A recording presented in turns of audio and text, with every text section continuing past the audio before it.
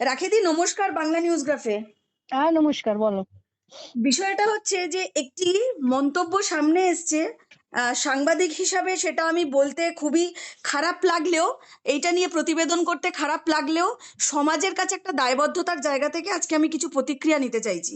বিষয়টা হচ্ছে সোনালী গুহ, এবং সোনালী গুহ সম্প্রতি মাননীয় মুখ্যমন্ত্রীর কে নিয়ে খুব কুরুচি একটি মন্তব্য করেছেন একটি একটি দুটি ইউটিউব চ্যানেলকে, এবং সেই মন্তব্যটা এখন রীতিমতো ভাইরাল হয়ে বিভিন্ন সোশ্যাল মিডিয়ায় ঘুরে বেড়াচ্ছে। হুম। বিষয়টি হচ্ছে মুখ্যমন্ত্রীকে নিয়ে বলা হয়েছে। এর আগেও আমরা দেখেছি এই কিছু কিছু ইউটিউবার যারা দিলীপ ঘোষকে নিয়েও বিভিন্ন ধরনের ব্যক্তি আক্রমণ করে একদম কুরুচিকর মন্তব্য করা থেকে শুরু করে ভিডিও প্রকাশ করেছে। এই যে বিষয়গুলো ঘটছে, যারা রাজ্য রাজনীতির একটা পদে বসে আছে বা যারা একটা ফেস, তাদেরকে নিয়ে যে ঘটনাগুলো ঘটানো হচ্ছে, কি বলবে? দীপান্বিতা, প্রথম তোমাকে বলি সোনালী গুহ। সোনালী গুহর কাছে কারা যায় গো ইন্টারভিউ করতে? এই ভদ্রমহিলার মুখ হচ্ছে নর্দমার থেকেও খারাপ। এত নোংরা ওনার ভাষা। আর উনি এত বড় বড় কথা বলেন কি করে? মানে বছরের পর বছর তো উনি মুখ্যমন্ত্রীর আশ্রয়তে ছিলেন। মুখ্যমন্ত্রীর জন্য উনি কতবার বোধহয় এমএলএ হয়েছেন। মানে বলাই হতো যে মুখ্যমন্ত্রীর পাঁচাটা মহিলা। কেন টিকিট পায়নি বলে এরকম নোংরা নোংরা ভাষা? আমি দেখেছি এটা, যে মুখ্যমন্ত্রী প্রেগনেন্ট হয়েছিল, এই হয়েছিল। কে সোনালী গুহ? এইসব নোংরা নোংরা কথা বলে, ইলেকশন আসছে বলে এখন এই কথাগুলো মনে পড়ছে? এত বছর তো আপনি ওনার সাথে ছিলেন, কই বলেননি তো এই কথা। ইলেকশন ঠিক মাথার উপর এসে গেছে, সেই জন্য এখন নোংরা ব্যক্তি আক্রমণ করতে হবে? দেখো, মুখ্যমন্ত্রীকে নিয়ে কথা আমরা অনেকেই বলি, বাট মুখ্যমন্ত্রী অ্যাজ আ পার্সন বলি না। সে তুমি বলো অ্যাজ জার্নালিস্টই বলো, আমি পলিটিক্সের সাইড নিয়ে বলি। আমরা চিরকাল ওনার পলিসি নিয়ে, ওনার কাজকর্ম নিয়ে আমরা ওটা আলোচনা করব। পার্সোনাল অ্যাটাক কেন করব? আর এই যে একটা ইউটিউবকে দেখলাম যে নিচ্ছে, এরা কারা? নতুন নতুন ব্যাঙের ছাতার মতো উঠে এসছে, এই নোংরামি করে ইলেকশন জিতবে এরা? মানে ভাবে কি যে বাঙালিরা খুব নোংরামি শুনতে ভালোবাসে? বাসে না কিন্তু। ভদ্রলোক যারা, তারা এই নোংরামিগুলো একদম পছন্দ করে না। তুমি পার্সোনাল অ্যাটাক করবে কেন কাউকে? তুমি কিন্তু যদি পলিটিক্স করছো, পলিটিক্যাল অ্যাটাক করো। তুমি রাখেদি, যদি না, তুমি মনে করো তুমি সাংবাদিক, তুমি তো সাংবাদিকের জায়গা থেকে করবে। আজকের দিনে Dipanwita, normal media, mainstream মিডিয়াকে কেউ বিশ্বাস করে না। লোকে বলে এই মিডিয়া হাউস হচ্ছে অমুক পার্টির কেনা, ওই মিডিয়া হাউস হচ্ছে অমুক পার্টির কেনা। যখন মেন স্ট্রিম মিডিয়াকে বিশ্বাস করে না, লোকে চলে গেছে অল্টারনেট মিডিয়াতে। সেই অল্টারনেট মিডিয়াতেও যদি এই নোংরামি হয়, তো মানুষ যাবে কোথায়? কাকে বিশ্বাস করবে, কাকে করবে না, বলো? বিষয়টা হচ্ছে এই যে সোনালী গুহর কথা হচ্ছে, সোনালী গুহ কিন্তু তৃণমূলে থাকাকালীন এই মমতা বন্দ্যোপাধ্যায়ের বদান্যতায় এমএলএ হয়েছেন বহুবার, বিভিন্ন দায়িত্বে ছিলেন, ডেপুটি ডেপুটি ইয়েতে ছিলেন, বিধানসভার ডেপুটি হয়েছিলেন, ডেপুটি স্পিকার ছিলেন, বিভিন্ন পদে ছিলেন। এখনো তিনি কিন্তু ভাতা পান। ঠিক আছে। যেটা উনি হবার উপযুক্ত নয়, কারণ ওনার মুখটা বললাম তো নর্দমার থেকেও খারাপ। এবার তাহলে বিষয়টা যার হচ্ছে কাছ থেকে না উনি এত কিছু পেয়েছেন, তার সম্বন্ধে তো নোংরা কথা বলতে ওনার মুখে বাজছে না। পয়েন্টটা হচ্ছে এই এই সোনালী গুহ যখন তৃণমূল ছেড়ে বিজেপিতে এলো, টিকিট পেলো না বলে বিজেপিতে এলো, এবং হুম। বিজেপিতে যোগদান করেছিল। যোগদান করার পর বিজেপিও যখন টিকিট দেয়নি, তখন হুম। এই সোনালী গুহ কিন্তু আবার তৃণমূলে ফিরে হুম। যাওয়ার জন্য একটা হুম। টুইট করেছিল মুখ্যমন্ত্রীকে। হুম। এবং সেই টুইটটাও কিন্তু অবশ্যই সংবাদ মাধ্যমের কাছে আছে। যারা প্রপার সাংবাদিক তাদের কাছে তো আছেই। এই হুম। যারা যারা সাংঘাতিক থেকে সাংবাদিক, তাদের কাছে আছে কিনা জানি না। হুম। তো সেখানে কিন্তু টুইটে পরিষ্কারভাবে হুম। লিখেছিল যে ক্ষমা চেয়েছিলেন, এবং হ্যাঁ। এই সোনালী গুহ বলেছিলেন যে জল ছাড়া যেমন মাছ বাঁচতে পারে না, মাছ। হুম। মমতা বন্দ্যোপাধ্যায় ছাড়া হুম। সোনালী গুহ থাকতে পারবে না, আমি এই পড়েছি, ধরনের। আমি টুইটটা পড়েছিলাম ওনার। এক্স্যাক্টলি, মানে হুম। এই এই মহিলা যিনি এই ধরনের ক্ষমা চেয়ে ফিরতে চায়, হুম। মুখ্যমন্ত্রী মমতা বন্দ্যোপাধ্যায় তাকে ফিরিয়ে নেয়নি, তিনি আবার বিজেপিতে। এখন তিনি হুম। বিজেপিতে থেকে দাবি করছেন ভবানীপুরের মতন কেন্দ্রে মমতার বিপরীতে, মানে মমতা হুম। বন্দ্যোপাধ্যায়ের বিপরীতে দাঁড়ালে উনি মমতা বন্দ্যোপাধ্যায়কে হারাবেন। এই ধরনের একটা প্রোপাগান্ডা চালানো হচ্ছে, কি বলবে? না, উনি যদি ভেবে থাকেন যে ভবানীপুরের সব মানুষ যারা থাকে, মানুষজন ওনার মতোই নোংরা, ওই স্ট্যান্ডার্ডের, ওই অশিক্ষিত, ওরকম নোংরা মুখের স্ট্যান্ডার্ডে, তখন তাহলে আমি ভাববো যে উনি দিবা দিবা স্বপ্ন দেখছেন। উনি হারবেন শুধু নয়, ওনার জামানত জব্দ হবে। আমি বললাম না, কারা যায়, কারা যায়? কই তোমরা তো কোনোদিন করো না ওনার মতো মহিলার, কারণ জানো তো ওনাকে একটা প্রশ্ন করবে, উনি নোংরা ভাষা বলতে শুরু করবেন। কারা যায় এনার কাছে ইন্টারভিউ নিতে? আর এই যে তোমাদের অল্টারনেট মিডিয়া এই ব্যাঙের ছাতার মতো গজিয়ে গেছে, এদের কে স্পন্সর করে এইসব নোংরামি গুলো করার জন্য? দিলীপ দাকে নিয়ে একটা নোংরামি করলো, মানে যাকে নিয়ে পারছে পার্সোনাল অ্যাটাক করে নোংরামি করছে। এ ভাই পলিটিক্স করো, পলিটিক্সটা রাজনীতির মতো করে করো। পলিটিক্যাল সে কি ভুল করেছে, তার কোথায় ডিসিশন ভুল, কি কাজ করেছে সেটা নিয়ে করো। ব্যক্তি আক্রমণ কেন করছো? রাখেদি, এই যে ব্যক্তি আক্রমণ বা কোনো ব্যক্তি, রাজনৈতিক ব্যক্তিকে মেলাইন করা, এই ট্রেন্ডটা এখন চলে আসছে। মানে এতে কি সংবাদ মাধ্যমের বিশ্বাসযোগ্যতা, রাজনীতির বিশ্বাসযোগ্যতা, সবটাই তো একটা মানে গণতন্ত্র হত্যা হচ্ছে। সবকিছু হচ্ছে, তুমি ফেসবুক খুললেই তুমি বুঝতে পারবে যে আমাদের মানে মানসিক স্ট্যান্ডার্ডটা কতটা সাবস্ট্যান্ডার্ড লেভেলে নেমে গেছে। তুমি ভাবো না, একটা টাইম ছিল নরসিম্হা রাও তখন প্রধানমন্ত্রী, উনি ইউনাইটেড নেশনসে কাকে পাঠাবেন স্পিকার হিসেবে? অটল বিহারী বাজপেয়ীকে, অপোজিশনের নেতা। কেন? না, সে ভালো কথা বলে। আর আজকের দিনে তুমি দেখো পার্লামেন্টে নোংরা ভাষায় যে যাকে পারছে পার্সোনাল অ্যাটাক করছে, গালি দিচ্ছে। এইটা এখন ট্রেন্ড, নোংরা ভাষায় পার্সোনাল অ্যাটাক করা, ওয়েদার ইট ইজ পলিটিক্স বা জার্নালিজম। আমি বুঝতে পারি না যে আমাদের মতো মানুষ আমরা কাদের বিশ্বাস করব, কাকে বিশ্বাস করব। খবরের কাগজগুলো কোনো কোনো না কোনো পলিটিক্যাল পার্টির কেনা, ইউটিউব চ্যানেলগুলো এখন হয়ে গেছে নেতারা কিনে কিনে তাদের স্পন্সর করছে, নেতারা যেটা চাইছে সেটা দিয়ে তাদের দিয়ে করাচ্ছে। এগুলো এটা দিস ইজ নট পলিটিক্স। এটা পলিটিক্স না, এটা পলিটিক্স এর হত্যা বলবে কি পলিটিক্স শেষ হয়ে গেছে বলবে, ওই একটা জায়গায় এসে গেছে। আর বাংলাতে আমি বুঝতে তো পারছি যে 26-এ যত ইলেকশনের ডেট এগোচ্ছে তত যেন নোংরামো বাড়ছে, পার্সোনাল অ্যাটাক থেকে শুরু করে সব রকম নোংরামো, নোংরা ভাষা বাড়ছে। রাখিদি, সাংঘাতিক। রাজনৈতিকভাবে কেউ কারোর বিরোধিতা রাজনীতি দিয়েই করতে পারে এবং হতে করাটাই পারে। উচিত।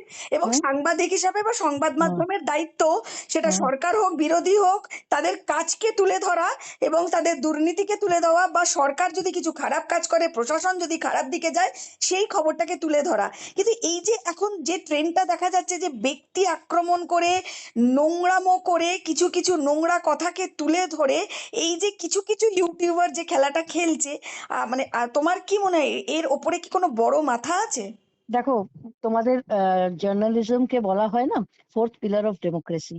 তো ডেমোক্রেসি যখন দেশে শেষ হয়ে গেছে, তো তখন তুমি জার্নালিজমের কাছে কি এক্সপেক্ট করো বলো? আর আমি তো তোমায় এক্ষুনি বললাম, এই যে নতুন নতুন আগাছার মতো ব্যাঙের ছাতার মতো গজিয়েছে নতুন, হঠাৎ দেখবে আজকে শুরু হলো, কালকেই দেখবে 10,000 সাবস্ক্রাইবার। কোথা থেকে হয় জানি না, জানি না কেনা মানে হয় এটা কি কি এটা করা কি হয়। যেন চটজলদি ভিউ পাওয়া, ইয়েস, মানুষকে বোকা পয়সা বানানোর, দিয়ে পয়সা দিয়ে পয়সা দিয়ে বাড়াচ্ছে বোকা এগুলো। বানিয়ে করার জন্য হ্যাঁ, এতটা নিচে নামা?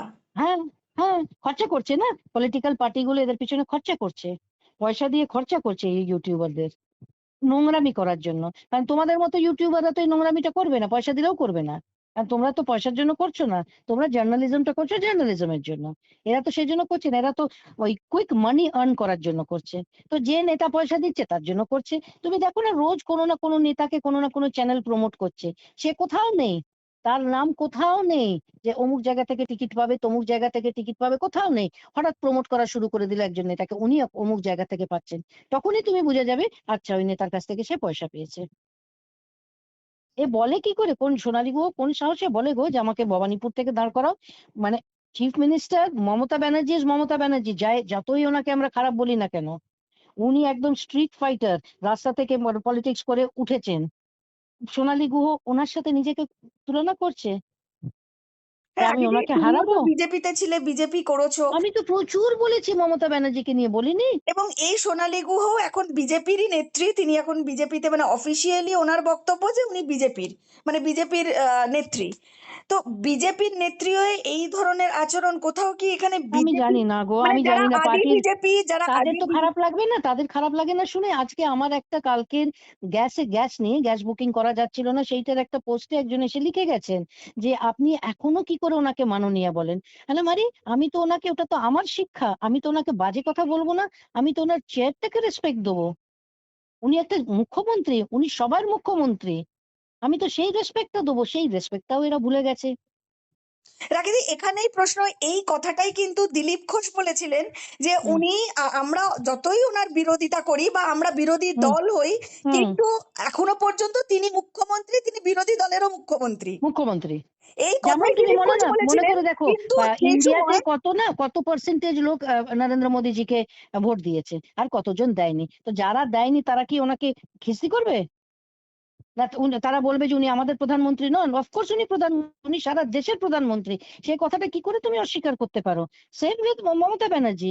তুমি ভোট নাই দিয়ে থাকতে পারো, তুমি অন্য দলের হতে পারো, তোমার আইডিওলজি অন্যর হতে পারে, বাট মুখ্যমন্ত্রী হলো পুরো রাজ্যের। সেই রেসপেক্টটা তাকে দেবো না? তাকে নিয়ে এইসব নোংরা আলোচনা করব? এই দিলীপ ঘোষ যখন এই একই কথা বলেছিল, তখন কিন্তু এই বিজেপিরই কিছু নেতা তারা হুম। কিন্তু রে রে করে উঠেছিল। এই যে বিজেপির মধ্যে এই বিভাজন, এই বিষয়টাকে নিয়ে কি বলবে?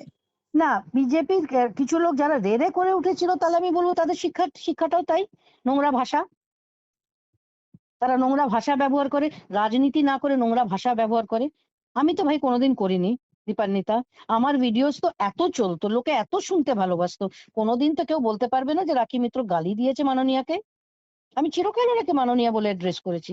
নোংরা কথা কেন বলবো ভাই? আজকে তোমাকে আমি ইন্টারভিউ দিচ্ছি, আমারটা নিয়েও বলবে।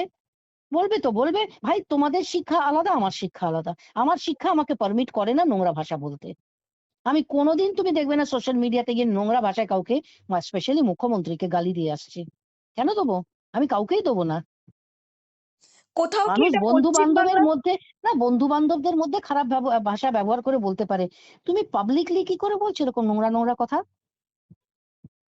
কি শিক্ষা প্রমাণ করছে এগুলো?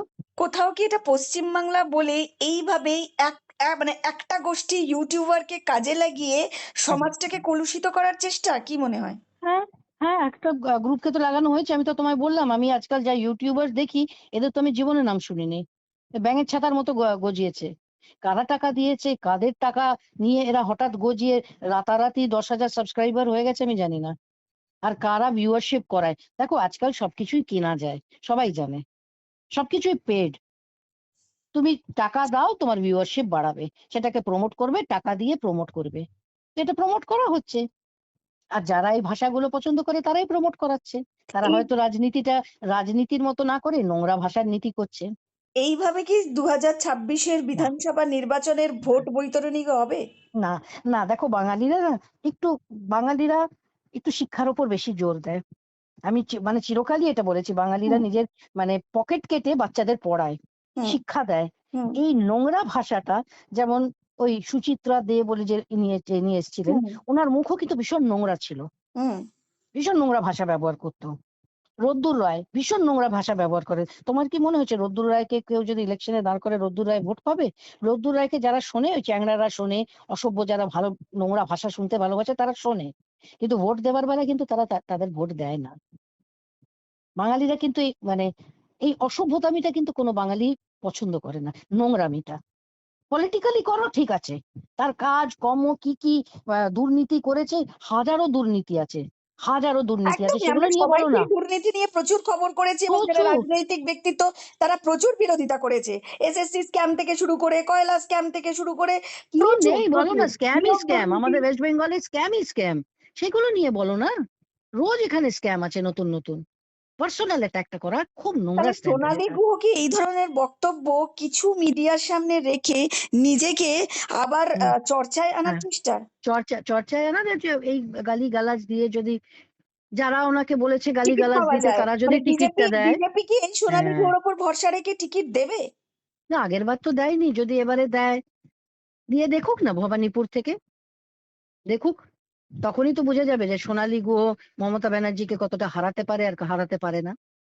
ওনার আসল ওজনটা তখন বোঝা যাবে, যে ওনার ক্ষমতা কি। সোশ্যাল মিডিয়াতে বসে ইন্টারভিউতে নোংরা ভাষা বলা, না সত্যিকারের মানে গ্রাউন্ড লেভেলে গিয়ে আপনি 4টে ভোটও পাবেন, সেটা দেখে নেবে। আর উনি যদি বলছেন যে ভবানীপুর আমাকে ভোট দেবে, তাহলে তো উনি ভবানীপুরের লোকেদের ইনসাল্ট করছেন। যে ওনার মতো একটা থার্ড গ্রেড মুখওয়ালা মহিলা, এত কাচেরা বকেন উনি মুখ থেকে, তাকে ভবানীপুরের লোকেরা পছন্দ করে ভোট দেবে। উনি এটা এটা this is insulting for people of Bhowanipore. অসংখ্য ধন্যবাদ রাখিনি। থ্যাংক নমস্কার। ইউ। নমস্কার।